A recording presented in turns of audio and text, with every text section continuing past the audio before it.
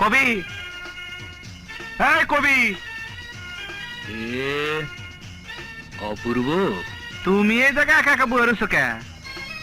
উস্তাদ তো আজকার আইব না। আমি প্রচুর পরিমাণে গঞ্জিকা সেবন করিয়াছি।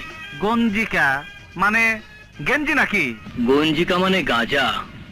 যখন এটা কবি বা বুদ্ধিজীবীদের আসরে থাকে তখন এটাকে গঞ্জিকা বলে। যখন এটা রংবাজ, মাস্তান, নেশাখোরদের আসরে যায় তখন এটাকে গাঁজা বলে। যখন এটা মাজার বা ফকিরদের আস্তানায় যায় তখন এটাকে বলা হয় সিদ্ধি। এক কলকি বানাবো? টানবে অপূর্ব? পাগল। আকাশে চিল উঠতে দেখেছো?